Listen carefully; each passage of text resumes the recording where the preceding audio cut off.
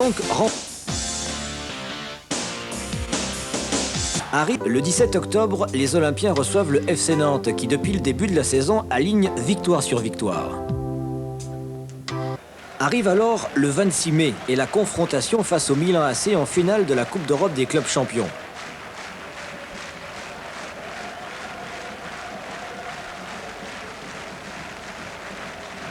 Pour y parvenir, l'OM a surclassé le CSK Moscou, le FC Bruges et les Glasgow Rangers. Marseille qui atteint la consécration après de trop nombreuses déconvenues.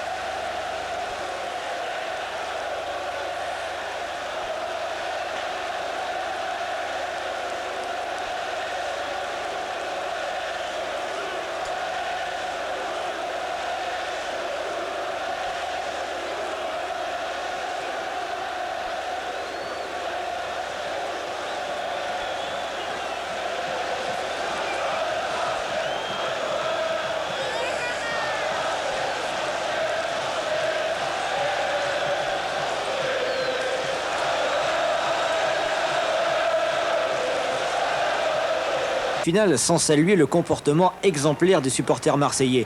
Des supporters qui tout au long de ces 7 années ont été le 12e homme de l'équipe. Le 12e homme, je pense qu'il existe, qu'il y a un lien entre l'ambiance lancée des tribunes et les joueurs sur le terrain. Je pense qu'il y a un filtre qui passe.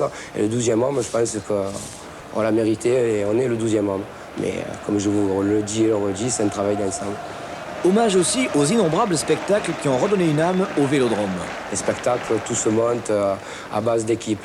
On est 3 groupes à participer, Fanatiques, Ultra Winners, c'est un travail d'ensemble. Et on fait les spectacles un mois avant. Ce qui fait qu'on arrive le jour du match, tout est quasiment prêt. L'OM, champion d'Europe, facile d'imaginer dans ces conditions quelle fut l'ambiance 3 jours après, lors de la venue du PSG pour l'avant-dernière journée du championnat. Une victoire donnerait un 5e titre à l'OM et conclurait une semaine folle et historique.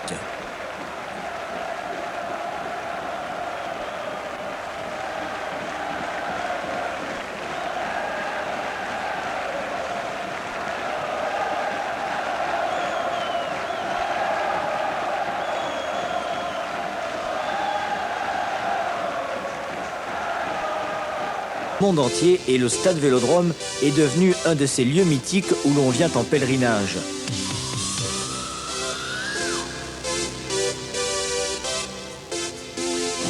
Ce film restera le témoignage de cette fabuleuse épopée, comme une marque indélébile de la grandeur de l'Olympique de Marseille.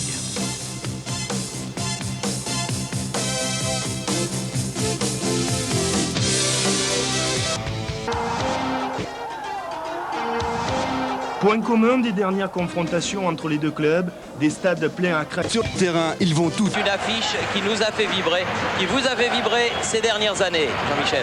Oui, on retrouvera des noms connus. Des races de foot entre Paris et Marseille. C'est dur, oui, parce que d'abord c'est Paris Saint-Germain. Première minute. Moi, je pense que c'est qu'ils ont connu.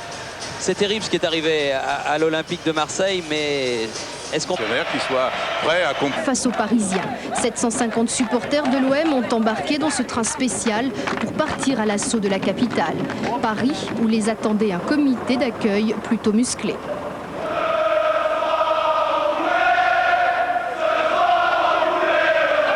Des supporters remontés à bloc, pris en charge dès leur arrivée par les forces de l'ordre. Objectif, éviter tout contact entre Marseillais et Parisiens. Et on est là pour gagner et ça se passera bien. Moi, je vous le dis, avec l'esprit sportif. Esprit sportif renforcé par la présence de 2 escadrons de gendarmes mobiles en guise d'escorte. Qu'est-ce que ça fait en arrivant en gare de Lyon de voir tous ces policiers? Ça rassure ou au contraire ça énerve? Non, ça ne nous dérange pas, nous. On est habitués, donc ça ne nous dérange pas. On est plutôt fiers, hein. Ça veut dire que ça intéresse à nous. D'autres sont plutôt gênés par ce dispositif. Ça fait peur parce que quand même on n'est pas des animaux. Et donc voilà, on est des Marseillais, on vient supporter notre équipe. Qu'est-ce qui t'a gêné? D'attendre. Trop. Provocation réciproque entre supporters des 2 clubs. Seul dérapage, l'un des 15 bus du convoi sera pris pour cible avant son arrivée au Parc des Princes, faisant quelques blessés légers. Mais le parcours du combattant marseillais ne s'arrête pas là. Les 3000 supporters seront fouillés à 2 reprises, puis canalisés, placés et regroupés. Des contraintes acceptées au nom de la passion pour leur équipe, même si la déception fut au rendez-vous. On le sait, avait nécessité d'importantes forces de sécurité. Cela n'a pas empêché quelques remous dans les tribunes pendant le match et surtout des incidents à l'extérieur avant et après.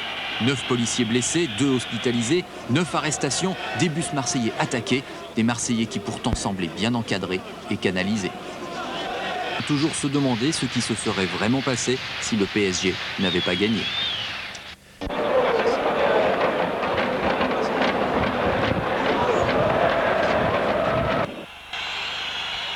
Les sifflets qui ont salué l'arrivée de Giroud sur la pelouse avec Abdelhafid Tasfaout.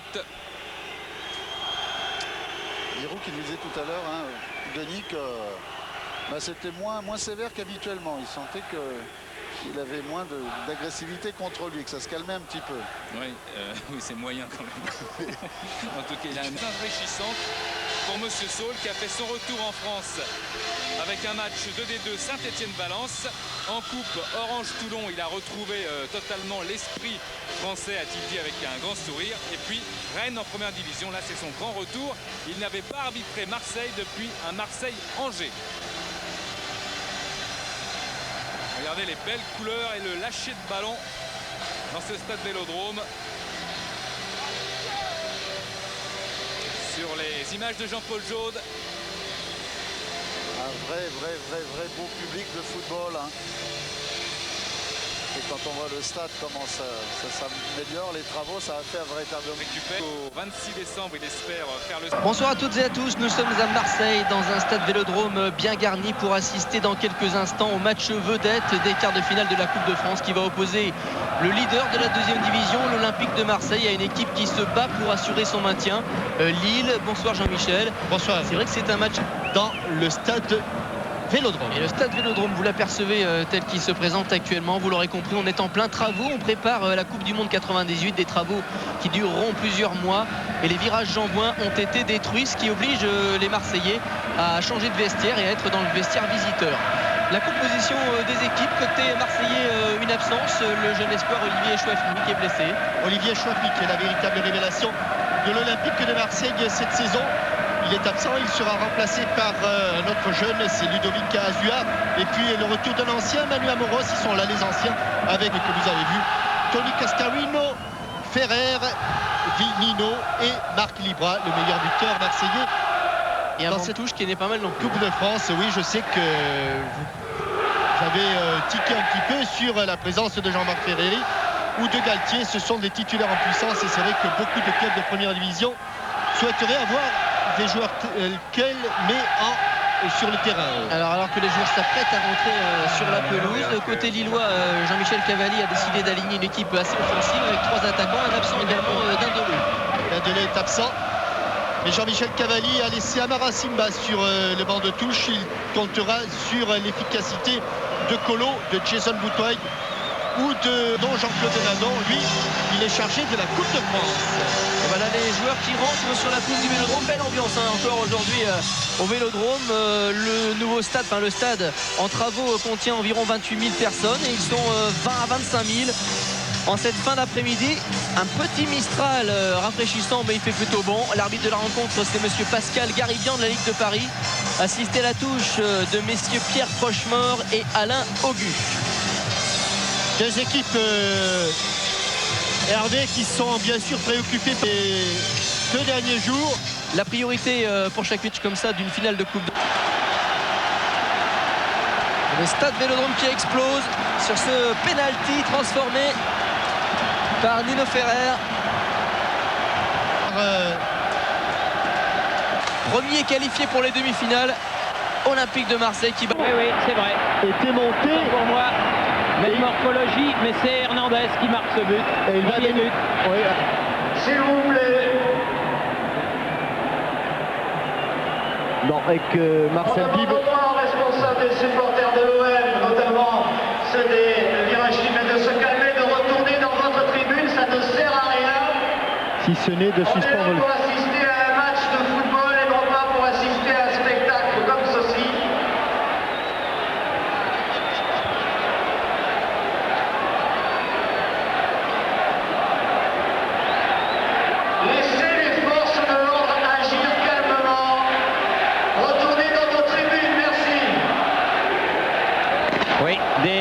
Des images malheureusement toujours bien navrantes sur un terrain de football. D'autant que le match n'en est qu'à sa 15e minute, rendez-vous compte. Oui. L'Olympique de Marseille vient de prendre l'avantage. Et quant au nombre de fumigènes qui passent d'un côté à l'autre... Nous allons les trouver au milieu de leur public avec les joueurs grecs de l'Olympiakos du Pirée de Canal+. Nous avons retransmis en direct la belle victoire du FC Nantes contre Rotor Volgograd. Tout à l'heure, toujours sur Canal, nous verrons en différé le bon comportement des Canois en Turquie. Et maintenant, c'est au tour, Jean-Michel, de l'Olympique de Marseille face à Olympiakos du Pirée dans une ambiance, je l'ai dit, exceptionnelle. Oui, tous les supporters de l'Olympique de Marseille se sont regroupés autour de leur équipe. Une équipe qui évolue en 2e division, vous le savez. Et en bas à droite de l'écran, eh bien, vous voyez un carré vert, car ici, les vedettes succèdent aux vedettes. Un carré vert avec un trèfle au milieu. C'est en l'honneur de l'Irlandais, le meilleur buteur de la D2, le meilleur buteur de l'Olympique de Marseille, l'Irlandais Tony Cascarino, car ici la légende reste intacte, Thierry.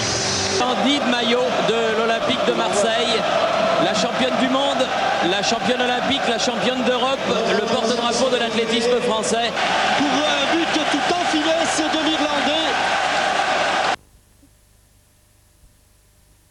Marzi-Garo, avec Marzi-Garo qui seront chargés des... Cette éclate entre supporters marseillais et stéphanois.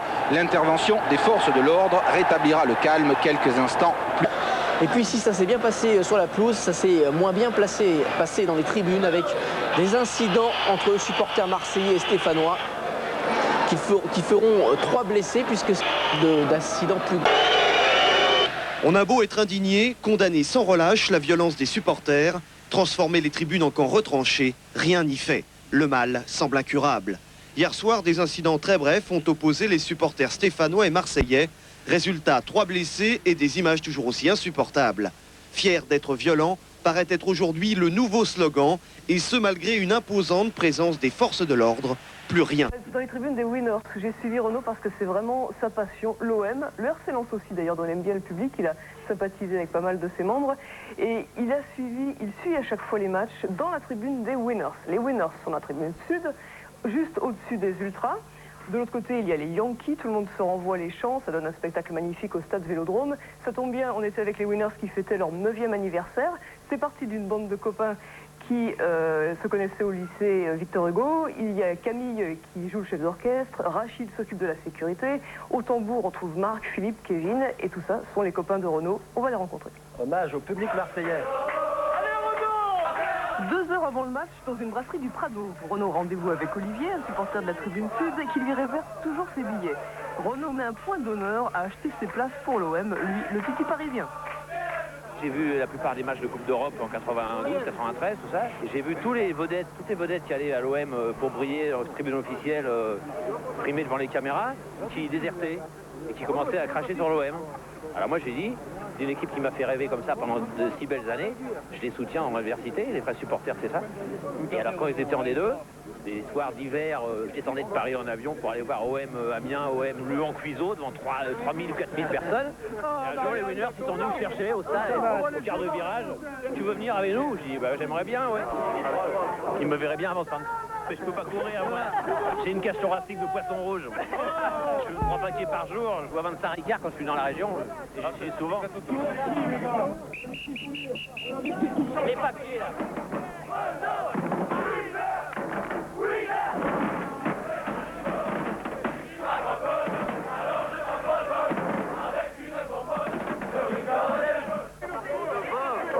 À cause de mon métier, j'ai du mal à avoir une vie normale. Et des fois, et ben là, je me force, je me dis, je vais être un blaireau normal. On est des gamins, quoi. C'est pas la vraie guerre quand on crie Paris, Paris, tu vois. C'est pas de la haine, c'est pour rigoler, c'est du folklore.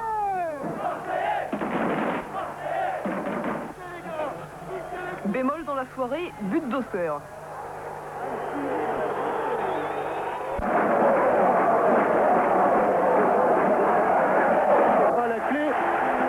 Sinon, eh bien, effectivement, l'équipe de Montpellier, avec ses jeunes pousses, Ces jeunes qui réussissent un superbe parcours en première division sont là, à l'exemple de Serge Blanc. Une interruption, Jean-Michel, regardez ce merveilleux virage de l'Olympique de Marseille. Ce virage des supporters, c'est là où il y avait la banderole champion d'Europe tout à l'heure. Et regardez comme c'est joli. C'est vrai qu'un stade de football plein, c'est pas vous qui me direz le contraire, il n'y a rien de plus chouette. Et ça donne tout de suite un autre caractère, une autre valeur au spectacle. Donc pour en revenir à cette équipe de Montpellier, les jeunes pousses sont là et Gérard Gilly qui retrouve le stade de Vélodrome. C'est même pas...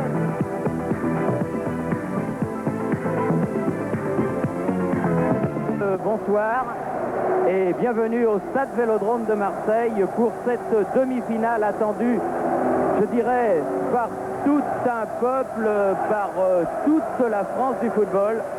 Cette demi-finale retour entre l'Olympique de Marseille et le Spartak de Moscou. L'équipe de Marseille qui va se présenter dans son équipe habituelle, c'est-à-dire avec Jean Tigana au milieu de terrain et Bruno Germain en... Il est soudé comme les 10 doigts de la main. Un nouveau vent d'humanité soufflerait sur l'OM. Le dieu de la victoire européenne scintillera à nouveau au pays de l'OM.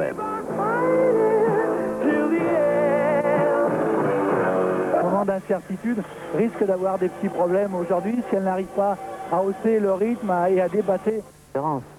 Comment évoquer cette finale sans saluer le comportement exemplaire des supporters marseillais?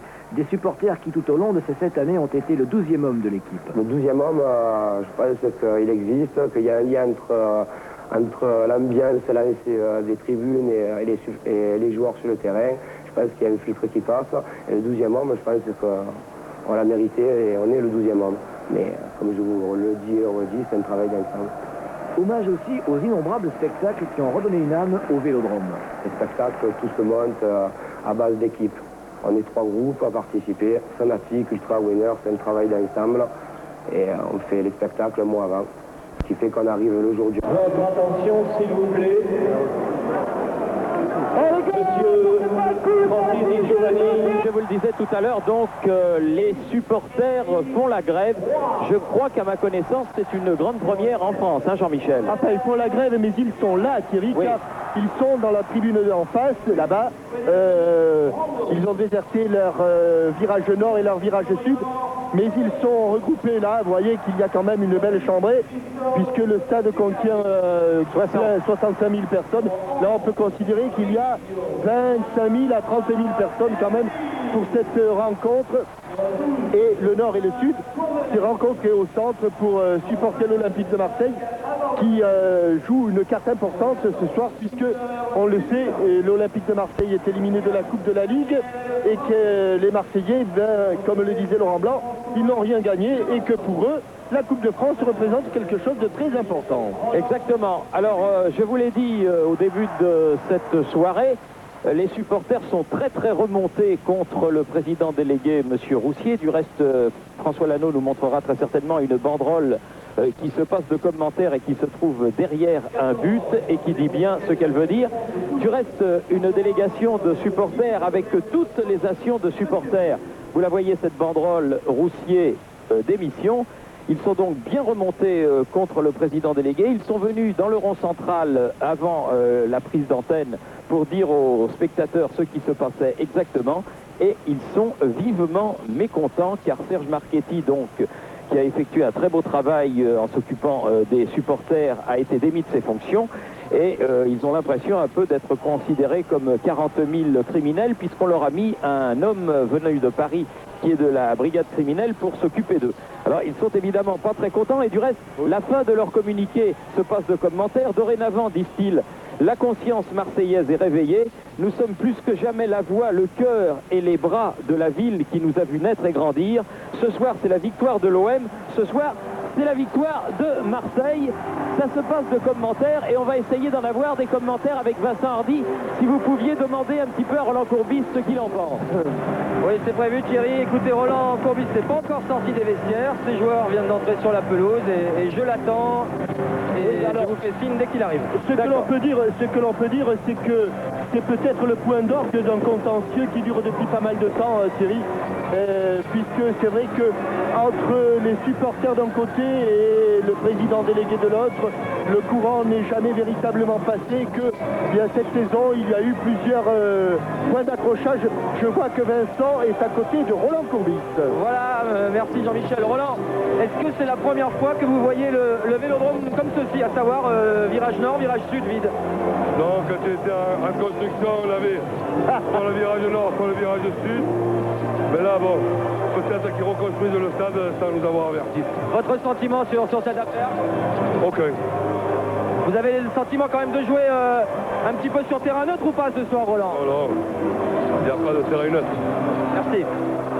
Oui, évidemment, il est en position difficile, Roland Courbis, il ne peut rien dire. Et je vous l'ai dit, le président de l'Olympique de Marseille, M. Robert-Louis Dreyfus, est actuellement en voyage d'affaires. Et c'est certainement lui qui parlera, mais il le fera quand il reviendra des États-Unis où il se trouve. C'est la grande ambiance des matchs de Coupe d'Europe ce soir au Stade Vélodrome. Ils sont venus de partout pour encourager l'équipe de l'Olympique de Marseille, dernier club français en lice dans les épreuves européennes pour cette saison. On a noté des gens qui sont venus du Cap Corse, de Macinaggio, de l'Indre, de Châteauroux, de Reims, de Brest, des Ardennes du Nord et même de Paris, car il y a beaucoup de supporters marseillais dans la capitale et ils n'ont pas hésité à faire le déplacement pour les encourager parce que, Jean-Michel, ce match aller est très très important. D'abord, il ne faut pas prendre de but et puis il faut essayer de faire la différence. Et puis ça ouvre la porte à une finale européenne, même si c'est celle de l'UEFA. Vous savez, les difficultés que l'on a à se qualifier en Coupe UEFA. Et pendant que l'on attend les équipes, ce drapeau monte un maillot de la extraordinaire. Tribune, je ne sais pas si c'est pas la tribune d'année, ça Thierry? Oui, c'est en fait la tribune d'en face, oui, d'année je crois. Mais en tout cas, ce maillot est somptueux, peut-être encore plus grand que le maillot de l'équipe de France déployé au Stade de France. Qui faisait donc non pas 24 2400 mètres carrés. Celui-là doit faire plus. Il est extraordinaire. Il a fait beaucoup plus. Il doit faire 70 mètres. Oh là là là là, mais c'est fabuleux. C'est vraiment exceptionnel. Bravo. La tribune Gannet, elle a bien fait les choses. C'est bien la tribune Gannet, Thierry. C'est somptueux. Il est beau. Bravo, bravo, bravo les supporters de l'OM. Avec 1993 qui est la finale victorieuse de la Coupe des clubs champions. Vous vous en souvenez, c'était contre le Milan AC à l'Olympia Stadium de Munich. Et puis de l'autre côté, on voit Marseille 2006. Oui, qui fête ses 2600 ans, la ville de Marseille. 2600 ans de la ville de Marseille. Un superbe tifo de part et d'autre d'ailleurs. Tiens, sur le côté gauche, c'est pas mal non plus. C'est très très beau ce que font les supporters de l'Olympique de Marseille. Notre réalisateur François Lano n'en perd pas une miette et il a raison. Et du côté droit, eh bien, c'est la Coupe UEFA. Mais avant de la brandir, il faudra passer l'obstacle du Football Club de Bologne. 180 minutes et plus ou plus pour se qualifier et remporter et rencontrer en finale le vainqueur de l'autre demi-finale qui oppose l'Atlético de Madrid aux Italiens de Parme. Et pendant ce temps-là, les deux équipes ont fait leur entrée sur la pelouse du Stade Vélodrome en parfait état. En jaune, les joueurs de Bologne et en maillot blanc, culotte blanche, les hommes de Roland Courbis et du président Robert-Louis Dreyfus. L'Olympique de Marseille, le seul club français, est-il besoin de le préciser, à avoir remporté la Ligue des Champions. Jean-Michel, vous le rappelez à l'instant. De prendre quelque chose, voilà, Alex Max va vous le filmer. Des projectiles lancés par les Marseillais sur le corps du portier local à terre, c'est de la folie. Et Philippe Pierrot qui se fâche, ça dégénère grandement la presse qui se précipite. Où est la police? C'est vraiment que d'incidents dans cette rencontre, ça ne ressemble plus du tout à du football. Les projectiles continuent de tomber cette fois. Ce sont bel et bien les supporters marseillais qui jettent tout ça. Quel désastre, quelle honte! Des supporters marseillais qui sont aussi mauvais et aussi méchants que lors de la saison dernière. J'étais moi personnellement présent au stade Vélodrome et je peux vous assurer que pour sortir du stade à ce moment-là, eh bien les CRS avaient été obligés de nous laisser dans les tribunes pendant plus d'1h30 après la rencontre. Et regardez ce qui se passe, ça continue à tomber alors que Joseph-Antoine Bell est à terre. C'est vraiment une honte. Il n'y a pas de limite à la bêtise, Jean-François. Souhaitons que ce ne soit pas trop grave pour Joseph-Antoine Bell. Vous avez raison, voilà. Alex Main, que les fils c'est déchaîné, c'est animaux, il n'y a pas d'autre mot.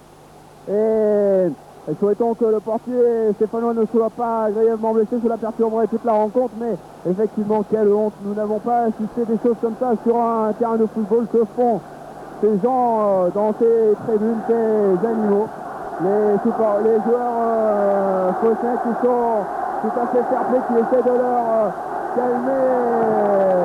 calmer leurs supporters dont ils doivent avoir bien honte, les joueurs marseillais qui ont une attitude tout à fait sportive. Et quel regret qu'il n'en soit pas de même pour leurs supporters, si tant est que ceux-ci méritent ce mot. Joseph-Antoine Bell sur le reste fait Michael Doe sans doute. Et qu'il était touché à la tête, beaucoup de monde autour de lui, qui n'est pas ici, les jets de projectiles qui continuent, qui continue à tomber. C'est vraiment une honte, et là je dois dire que il est trop facile de vouloir toujours critiquer les supporters, car il est vrai que certaines fois, eh bien, on peut se laisser emporter facilement lorsque l'on est dans la foule, mais vraiment par contre, si certains gestes répréhensibles ne sont pas trop graves, et bien là, c'est vraiment une honte de voir ça. Oui, alors que, pardon de vous couper, le président Laurent qui adresse un message pour que tout le monde se calme, et décidément on est bien loin de la belle assise dont je parlais en début de rencontre. Alors que les CRS essaient de faire la loi dans les tribunes. Alors que l'entraîneur du Sparta Prague qui se trouve à côté de nous, eh bien, est évidemment surpris de tout ce qui peut se passer. Ce n'est pas non plus pour les gens qui nous regardent hors de nos frontières une très bonne publicité. Et là, apparemment, Joseph-Antoine Bell a reçu un projectile, effectivement, et il est en train, avec un pansement sur la pommette droite, de récupérer lentement. Mais il est vraiment, et ça on le répète, il est vraiment honteux de voir des supporters comme ça qui devraient plutôt, eh bien, se trimballer dans un zoo. Dans un zoo, oui, tout à fait, ou dans une réserve protégée, car ils ne sont pas nombreux, bien entendu, mais véritablement, il faut le voir pour le croire. Oui, c'est Joseph-Antoine Bell qui, souhaitons-le, aura bien repris tous ses esprits, alors que ça chauffe, je peux vous l'assurer, toujours vers le top marseillais qui ne s'est pourtant pas déplacé tant en grand nombre. Souhaitons que sur le terrain cela reste correct. Même si... Quant à l'OM, le public est froid, mais attend avec impatience un homme qui pourrait, pourquoi pas, donner un petit peu de tonus à l'attaque, Alain Bokic. Tard au stade Vélodrome. Après une semaine de fête, l'ogre marseillais s'apprête à dévorer la JOCR pour amener la Coupe de France sur la Canebière du classement. Une telle ambiance pour un simple match de championnat démontre l'engouement du public marseillais pour son équipe de football. L'année suivante, l'OM réalisa son plus gros score de la saison. Pour ce premier match de l'année 91, le 13 février, l'ambiance, cette convivialité, se retrouva partout dans l'enceinte du stade. Un stade plein à craquer, des supporters préparés pour la fête, une ambiance jamais vue.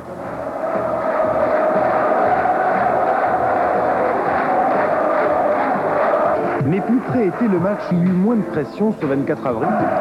Objectif Barry donc, avec toujours en ligne de mire un troisième titre consécutif de champion. Le championnat qui ne se résuma plus qu'à un seul rendez-vous, celui du 17 mai face à la JOCR. Il suffisait aux Olympiens de gagner ce match pour être sacré champion. Nicolas Barry, mercredi 29 mai 1991.